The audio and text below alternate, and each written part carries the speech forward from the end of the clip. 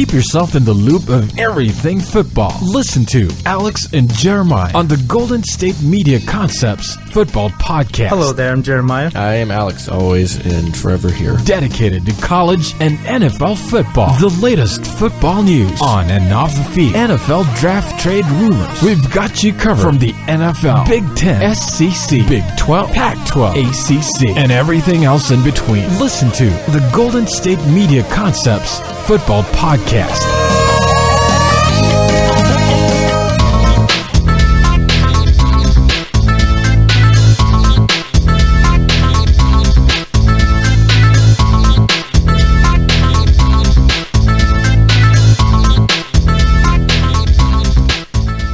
Thank you for tuning into the Golden State Media Concepts Football Podcast, where we talk the latest news, rumors, and games of the NFL and college football. From the latest signings to this year's breakout stars and all the news in between, as always, I am Alex. I'm Jeremiah. And I'm Anthony. And we are here to talk to you again about another big day in the world of football. We're going to talk the NFL Thursday night game tonight between the Cleveland Browns and the Baltimore Ravens, a matchup within the AFC North. And then we're going to talk about two ACC games as well. One ACC game in terms of two ACC opponents, in the Tar Heels and Duke. And we'll be talking another Thursday night game tonight as well, a game that not many people expected to have ranked opponents in either side, but we're looking at Utah and ASU facing one another in a Pac-12 matchup. So ACC, Pac-12, we have the 17 and the 15 taking on two unranked opponents. But first, we are going to start in the NFL, and we're going to talk Thursday night football, Cleveland Browns versus Baltimore Ravens. As it stands, the Browns are still winless at 0-9, and the Baltimore Ravens sit atop the AFC North, tiebreaker over the Steelers, although they're both sitting at 4-4 on the year. We have Cody Kessler starting this game. He's not playing bad, just shy of about 1,200 yards, 5 touchdowns, 1 interception. Not a bad year for him. Converted receiver from quarterback Terrell Pryor is their leading receiver. He has been having a couple issues the last couple weeks, but he's, again, looks like he's going to be playing, and at a high level, the Browns hope. In this game, the Browns only have one player listed as out, and that's DB Jamar Taylor. The Ravens have Crockett Gilmore out, Elvis Dumerville out, Sharice Wright out, more than likely Marshall Yonda out. Kenneth Dixon will be playing, though. That was announced a little while ago. I got to give this one to the Baltimore Ravens because the Browns still don't have a win. I would love if the Browns win this game, and even though Jeremiah would hate it, I would love if there was a tie in this game. As an AFC North fan, I never want any AFC North teams to win. So if the Browns were to win, that would be cool. If the Ravens win, I don't care. And if they both tied, I'd probably be more happy than anything. So I talked to you about this in the sports show, so I'll throw this to Jeremiah first. Jeremiah, why do you think the Ravens will win? Because I know you don't think the Browns are going to win. Well, what do you mean? You can't see the Browns winning this game at all? I didn't say that. I didn't say that. I said no? You can't. Yeah, I can't. Ravens are going to win this game just because the Browns keep Browning. That's all I'm going to say. So you're saying the Browns will keep Browning? They will keep Browning. But I do like what I'm seeing from Terrell Pryor this whole entire season. Yeah, and we both mentioned we liked Kessler's play, too. I like Kessler. I do think they have a little something in him, and they also have Corey Coleman back as well. Look at his completion to attempt ratio. He's 108 or 6. I can't tell. It's really very small. To 160. Like that's. I mean, he hasn't played much, but that's not a bad percentage. Flacco's not having an amazing year. It's about just over 2,000 yards, 6 touchdowns to 7 interceptions already after coming off a pretty bad injury to end the year last year. Terrence West started the year strong, but has since slowed down. 445 and 3 for him, and their leading receiver is Mike Wallace. No surprise there when he catch 95-yard touchdowns. 614 and 4 for him. Excuse me. Now, Anthony, I do know your choice for this game as well, since it's a sports show, but I'll go ahead and throw it to you. So I would, think the Ravens are going to win this game over the Browns. Ravens? What's that? Did you say Ravens? That would be cool. To be fair, they used to be the Browns. Yeah. So this is a matchup of this is an inter squad matchup. Yeah. There you go. I would assume the Ravens would win the game over the Browns because the Browns are the Browns and they stink. Whoa. My favorite scenario for this whole thing, because I had two scenarios that I really want to talk about and didn't realize it until the end of the other one. I want the Browns to go 0-16. I think that's fun and that's history and everything else. That's always fun to see. You know, that's terrible. I mean, if you're going to be bad, be all the way bad. Don't be half bad. Don't be like 1-15. No. That's not half bad. That's horrible still. That's 1-15 is not half bad. Half Trust bad me, is like 4-12. 1-15 is bad. Trust me. As a Niners fan, I know. But Yeah, 0-16 is historic. You are with No, it's the not. Lions now. It's tying history. There's But nothing historic about it anymore. That's fine. But They can win one game like the Dolphins. you can do, that's fine. Or you can make history in another way, which I'm pretty sure has never happened. I know it's never happened. Find a way to lose 17 games. Finally lose 17 games. Finally, lose the bye week. Or They did lose the bye week. basically. Or you go 0-15-1. That would be Which has awesome. to be, that's got to be worse. I told him I feel like that would never happen again. That'll never happen again. That's historic. You need this to That happen. definitely won't happen. Like No. whether it's against the Ravens, whether it's against the Chargers they're going to play, whether it's against the Steelers. Sorry, I know, but I whatever. don't think there would be a tie in that game. Actually, it but would okay. be, honestly, though, I think this would be the only game where I actually would like a tie. I think it will be funny. And it's what the NFL deserves with their Thursday night they're the football same games that team. stink. 15. Oh, 0-15-1. I think that'd be funny. I know it's a terrible thing to say, No, it'd be That's hilarious. not terrible to say. but You're saying if you your think about feelings. it, though, we think about Cleveland as a whole. They have the NBA champions. They blew a 3-1 lead to the Cubs, Mhm. and they're about to get the number 1 pick in the draft. I think they're winners like that in my book. Only That's Le- just me. only if LeBron. they get, if they They're get the- winning and being bad. Exactly. They're winning and losing. Only LeBron They're good can at save being the city bad. of Cleveland. That's it. Only What's- LeBron can save the city of Cleveland. I don't know. Yeah. The That's Indians the only almost one. saved it. Almost, but no, they almost did in '97, and they lost to the Florida Marlins. We're not talking about I mean, 97 here. I'm saying though, the Cleveland Indians have tried in the past to do the whole let's win a title thing, and that failed in Game 7 and extra innings. Let's win Let's win a title. Oh, no. It didn't work out. Oh, Oh, rats. no. No title for us. Oh, darn. And then you get the Rats. Browns. Dag nabbit. And then you get the Browns, who are on their 16th starting quarterback of the year, which is nice. No, they're on their 5th. I mean, close enough. And technically, it's actually their 4th starting quarterback, but it's You know who? including all of them, it's their 5th different. I want to tell you. I want to ask you this, Alex. Do you remember who the last Browns quarterback was to win a game? Brian Hoyer. Johnny Manziel. He won a game. I didn't know he won a game. No, did he actually win a game? Because the He- game he he- started, he was terrible. He was the last Browns quarterback to win a game. But Brown's starting quarterback. Yeah. That sucks. I got you with that. Hold Yeah. on a second. You I guys talk. I'm think going to I- see if that's actually right. Yeah, let's hear about that. In Yeah, the yeah, meantime, I was gonna guess that because he was. He did win a obviously- game. He won a couple He may have been games the last winner year. in a game, but that's He different. won a couple games last year. I remember he did beat the 49ers as well late in December. I bet you would remember that. And Johnny Manziel looked better than ever because, of course, he was playing the Niners defense. Yeah, there's something to be said about that Niners defense. Mm-hmm. Okay. But I don't know. I mean, definitely the best quarterback they had for a while was Hoyer, at least the way he played. And then, somebody had to get hurt. It was literally the opposite. It was the precursor to the movie Draft Day without the good outcome of it. He got hurt, but he's better than ever. What was it? It was the guy that played Superman in Smallville. Oh yeah. And then they dropped all the players. Same thing. Hoyer got hurt after being undefeated as a starter, and then he comes back and they had to go and draft Manziel, and they had to shoot that up. So it didn't turn out quite the same. But I would have said Hoyer. I mean, I know they're on their 5th quarterback of the year. They started the season with Robert Griffin III, went down. Josh McCown went down. Then they had Clipboard Jesus. Clipboard Jesus for one game, went down. Then they had Kessler, who played well, but he was getting beat up. And then came in Kevin Hogan, and then since left again.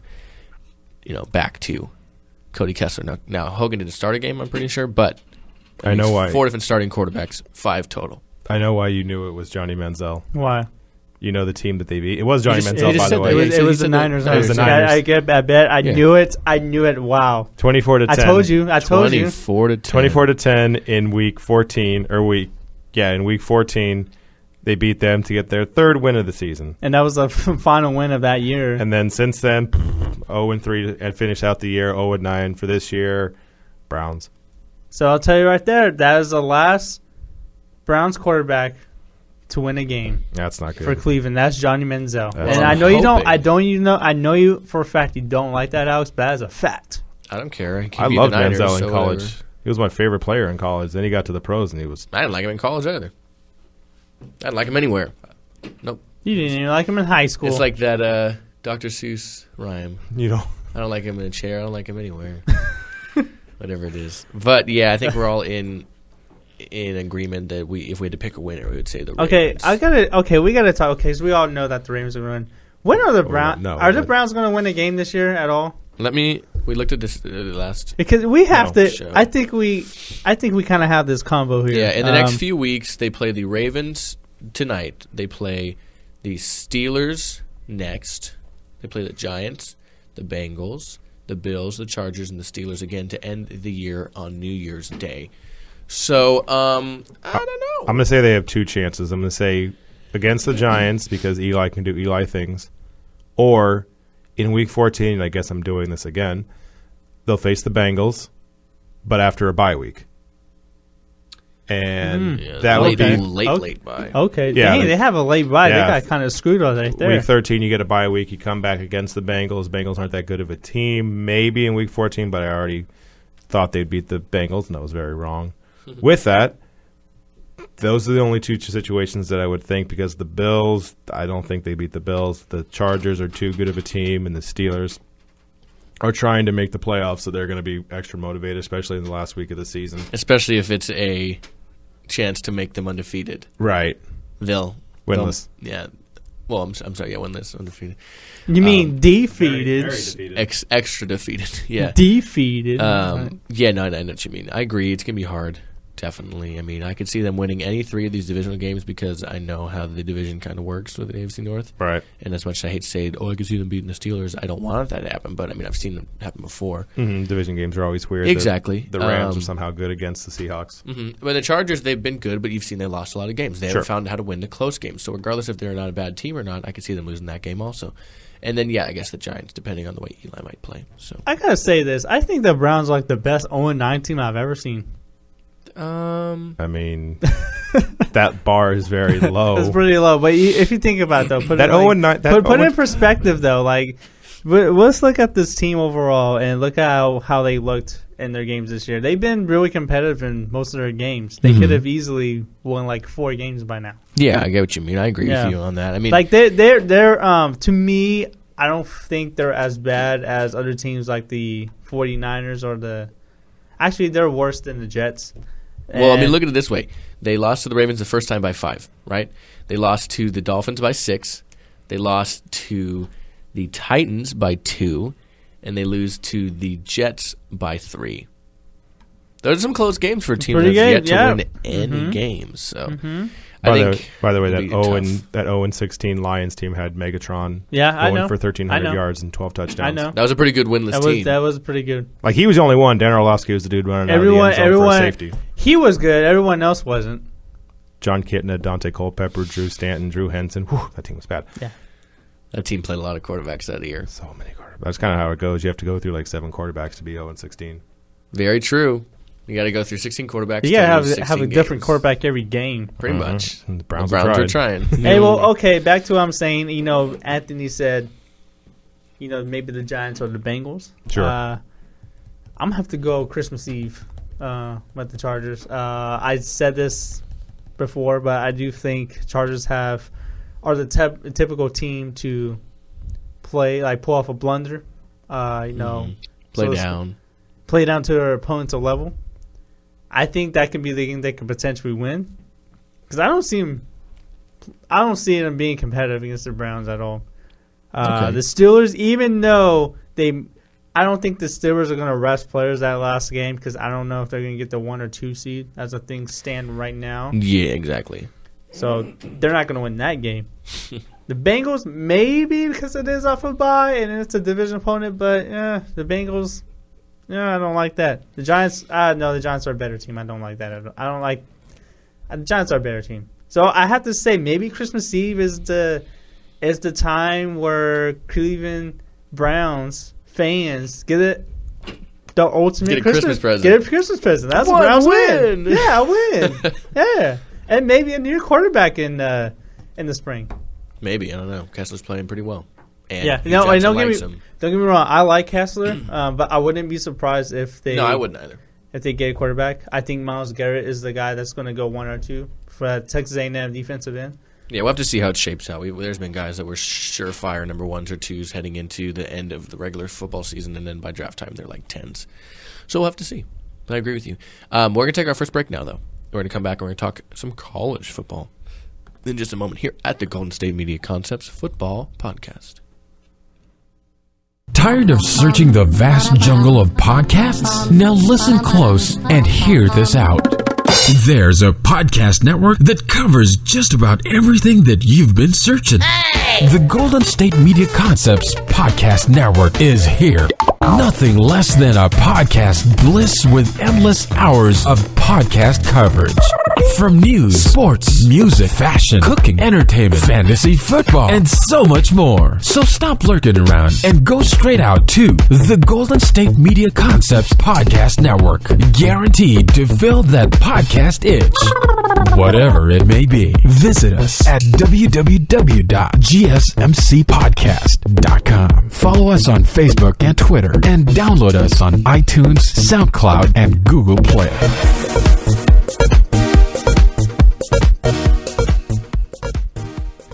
And we are back here at the Golden State Media Concepts Football Podcast, and it's time to talk some college football. First, we're going to start with number 17, North Carolina, as they take on the Duke Blue Devils, a game inside the ACC, and we're talking the North Carolina Tar Heels are 17th in the nation.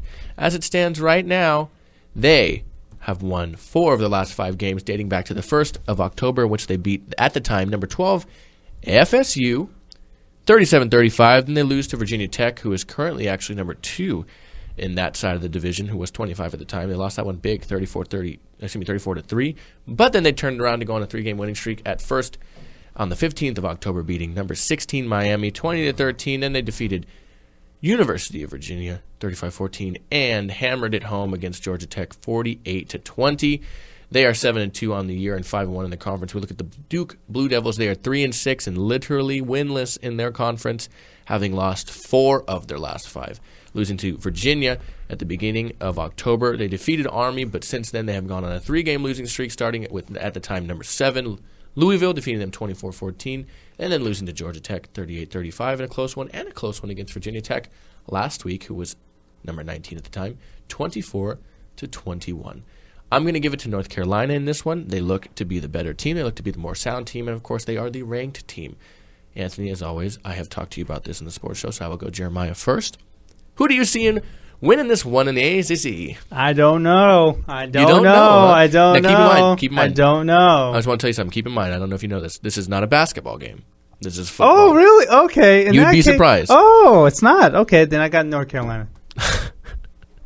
You quickly got that one down tight. I think some people forget that Duke has a football team. I think you're not wrong about that. Me, I knew they did, but when I first found out, I was like, what? Doesn't Duke still have a track around the court? Around the football the court. The track around the field? Around the field? I wouldn't be surprised if they did. And Duke is just that kind of school. That basically means your football team is not good. That basically means that you like track. to host tracking and fielding events, so whatever. I'm just saying they can have those other places. You don't ever see that. Michigan doesn't. You do see that. You do see that in not big sports. You see that schools. At Sacramento State, but then again, that is Sacramento State, an FCS school. They stink. Yeah, they stink. Oh yeah, they do. They stink. Trust me. But you have North Carolina taking this one. I do, and I'm expecting a big game from Mitch Trubisky there, who is on his way to being a first-round pick in the spring. You think so? He's on his way there to being a first-round pick. Yeah, he's on his way there. Don't you say that again. What? I'm saying you think so. Don't say he's on his way. You said 3 times. Why is he on, quote-unquote, on his way? What has shown you that he is on his way to being a first-round pick? He showed me a lot this year. I'm not going to say he's like the franchise guy. I don't think he's going to be number 1 or number 2 pick in the draft, but I think he's he's more of a guy that's going to be drafted around maybe 20 to 32. That's still a franchise guy, though. Yeah, but tell that to Johnny Manziel at 23. Tell that to Brandon Weed. Tell that to Tim Tebow, who was drafted in the mid-20s. All right, you guys want to throw outliers? That's fine. All right, or you just want to throw Browns outliers and Tim Tebow. Those are my favorite kind of outliers. I mean, they're good. He's shown me a lot of. To your point on Trubisky, he's had 3 straight games where he had 400 or more passing yards. And he's currently throwing 19 touchdowns and 2 picks. So exactly. Pretty so good. he's been showing a lot from the quarterback position. Showing a lot of accuracy. He's showing a lot of leadership, and that's big. It's big to me. Yeah, no, that's fair. Yeah. All right. And just look at his stats. They speak out to you. He hasn't been talked about a lot in the season. Very true. Why are you making fun of me, Anthony? No, I'm just never mind. No, I'll go with you with the North Carolina Sorry, Tar that was Heels. just funny. No, because you had the hands movement. I like to talk with my hands. I'm Italian. I do the same thing. The molto bene, whatever. It's fine. But Oh, my God. so you look at Duke. They obviously stink, right? 3-6 and 0-5 in conference. Their wins are against Army, against Notre Dame, which finest Notre Dame, and then the first game of the season they beat North Carolina Central Eagles. That's the only wins that they have. 0-5 in the conference. They stink. North Carolina, we talked about Trubisky. We talked about how good the team is. They have a chance right now of winning the ACC, well, at least their conference, or their portion of the conference. They'd face Clemson in the ACC championship game.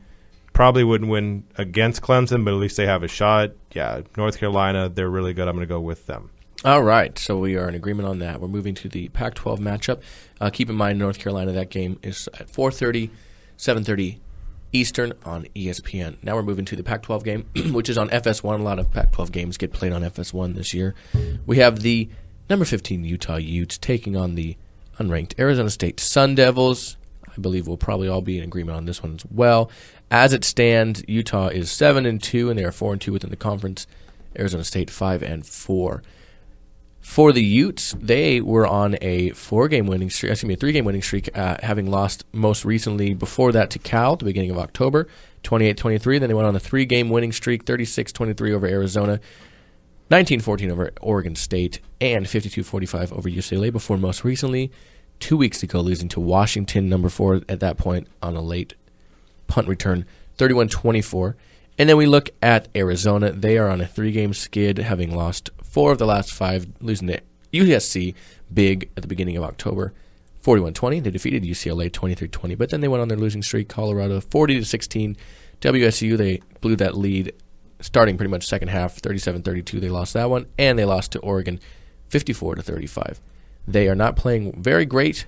They are definitely not playing well in terms of the Pac-12. They are in 4th in the Pac-12 as it stands right now. So let's start with you, Jeremiah. Utah or Arizona State, where are you going? Utah.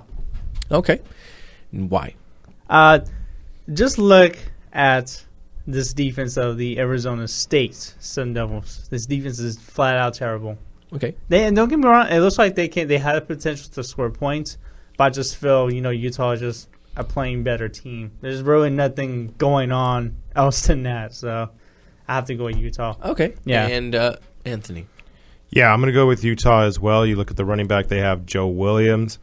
I was looking this up, he retired, I guess, from... Yeah, he retired and came back midseason. Yeah. Because they lost so many backs. Right, all the running backs got hurt. He came back the last 3 games, 179 yards against Oregon State, 332 yards, breaking Samaje Perrine's record from either last year or the year before that, and 4 touchdowns and 172 yards against Washington. And, you would assume that would continue this week. Arizona State, they said not that good of a team. Good enough, 5-4, kind of just treading water, staying above 500, will probably make a bowl game, but not good enough. And, Utah at one point was in contention to win their portion of the Pac-12, the Pac-12 South. Mm-hmm. Now that's looking like that's probably going to go to Colorado, assuming USC doesn't win out and Colorado doesn't slip up.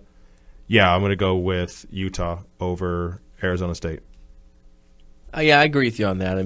Utah, they're in danger of losing it to Colorado or SC, depending on the end of this week, end of this football season's weeks go, in that sense. But I know what you mean, and I think Utah is probably going to win this one. I think they're a better team. They're averaging 214 yards on the ground alone per game. So, yeah, I think I got to give it to Utah.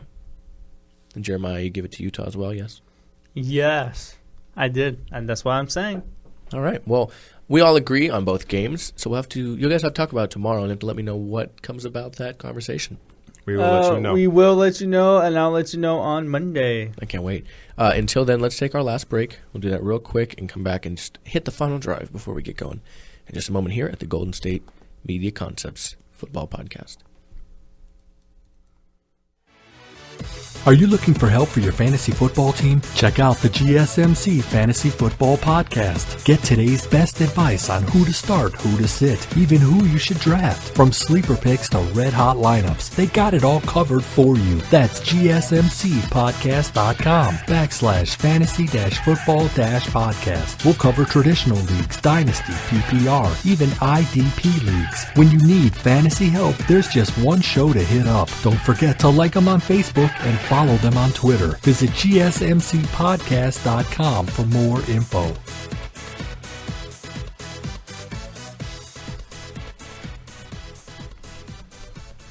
And we are back at the Golden State Media Concepts Football Podcast. And to end the episode, we are doing the final drive, as always, which we talk about news that has fallen through the cracks in a busy week of football. So I'm going to start with something we talked about yesterday on Wacky Wide Left Wednesday, and that is Sheldon Richardson and Muhammad Wilkerson having missed their meeting in somebody's birthday cake time. Well, Sheldon Richardson and Muhammad Wilkerson are contrite over their benching, and they say it was a hard lesson to learn. After 3 days under a cloud of controversy, the two men finally addressed their benching that took place on Sunday. They were quoted as saying, so go down to it, "I understand that it's a profession. You have to go to meetings and be on time and be accountable. That was that, and I don't mind doing my punishment for my crimes." So that's the way it goes. Richardson said the story was blown way out of proportion. "I know me missing the first quarter is blown out of proportion, but it's one meeting. That's all it was. Most definitely, I learned a hard lesson, a lesson I already knew." Wilkerson, on the other hand, Mr. Birthday Boy, declined to say why he skipped the meeting, which happened to be on his 27th birthday. In fact, there were plans to have the cake and all, as we mentioned yesterday. He said, "This is a distraction, clearly. That's not me. That's not my character. That's not me as a teammate. Moving forward, there won't be no issues from me. I know that as a leader on this team, I have to show better and do better. That's something I will do." My favorite sentence in there saying, "There won't be no issues from me." So hopefully not. He signed a pretty big deal, a 5-year, like $50 million deal. Something along those lines. Like, he signed quite a pretty penny deal. 5 years, $86 million, actually, even bigger. Jeremiah and I thought around free agency was actually going to be gone. Yeah, we didn't even see that contract coming. Not from all. them. No, not from the Jets. Not necessarily the numbers, but not from the Jets. I think it was still around the time when they were trying to re-sign Ryan Fitzpatrick, or Fitzpatrick was still trying to re-sign with the Jets. Whichever way you want to put it. Yeah, we deemed the Fitzpatrick deal probably more of a thing they wanted to get done before, first, and we saw that wasn't the case at all. So I think it's just a little funny. Anyways, on to you, Anthony. Okay, so mine, I had something. I'm still going to go to it, but I'm going to do this little tiny thing really quick. So there's a player on the Seattle Seahawks, a defensive end, Cassius Marsh. Yes. Posted on Twitter, "Whoever stole my Magic collection from my LR4 last night, if you're 12, please return it, and I will give you 2 tickets to the next home game." So he... Okay. Yes, so all right. He has a Magic collection, and it was stolen, and he is trying to reward the thief with 2 tickets to the game. If he's 12, apparently. If he's 12. If he's 12. If you're an adult, what if he's like over 18 and no? Yeah, if he's an adult, he's like, "Meet me outside the locker room." Right. And we're going to fight for my cards and my dignity. That's and for my Magic. I just saw that really really quick on Reddit. I'm like, oh, no, that's funny. That's pretty funny. Yeah. All right. And then also, in the funny department, we have Bill Belichick and Tom Brady.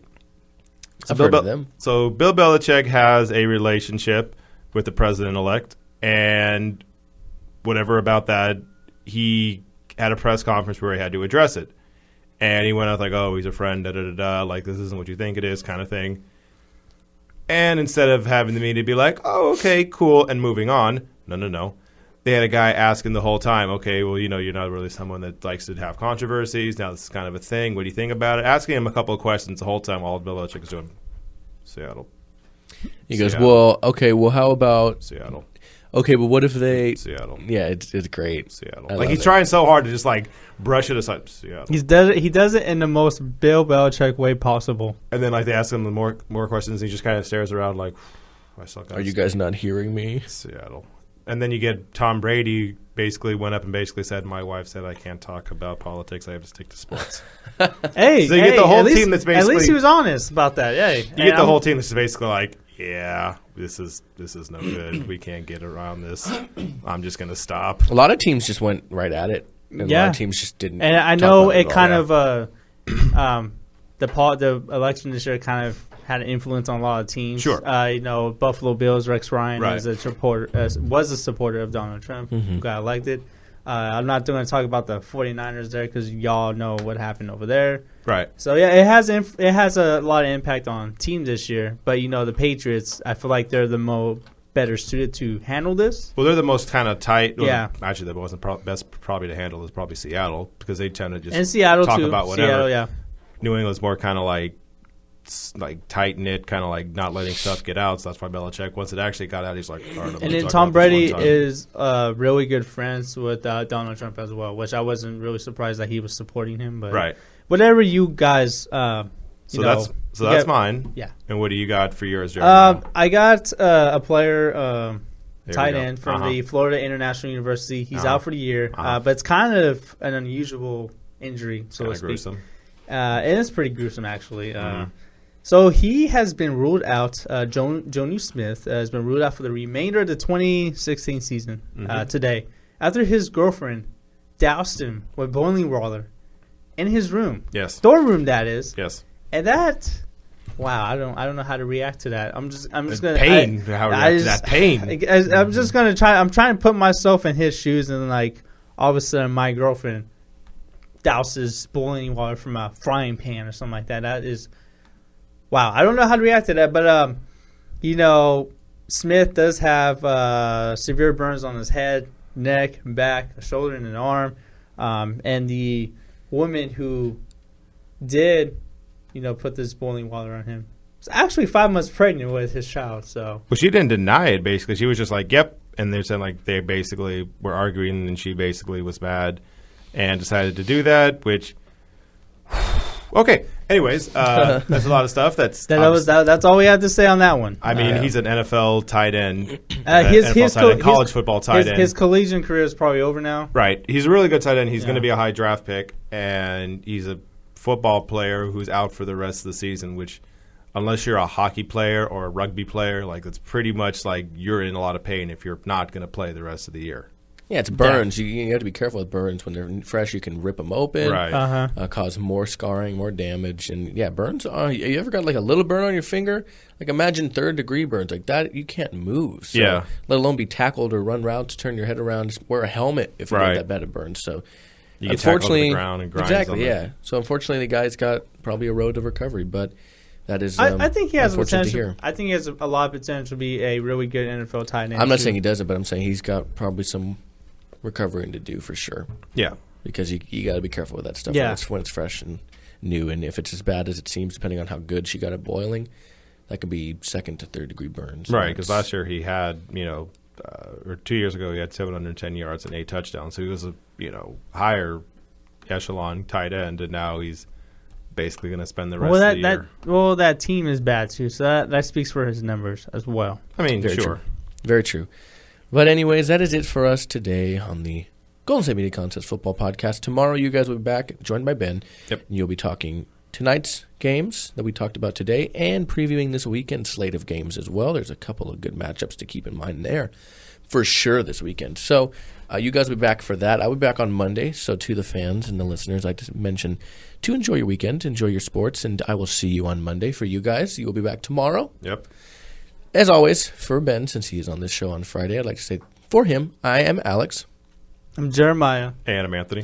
And I'll see you guys on Monday. Dave will see you tomorrow. And you guys have a good rest of your day and enjoy your football tonight. Have a good weekend. You've been listening to the Golden State Media Concepts Football Podcast, part of the Golden State Media Concepts Podcast Network. You can find this show and others like it at www.gshmc.com. GSMCpodcast.com. Download our podcast on iTunes, Stitcher, SoundCloud, and Google Play. Just type in GSMC to find all the shows from the Golden State Media Concepts Podcast Network. From movies to music, from sports to entertainment, and even weird news. You can also follow us on Twitter and on Facebook. Thank you, and we hope you have enjoyed today's program.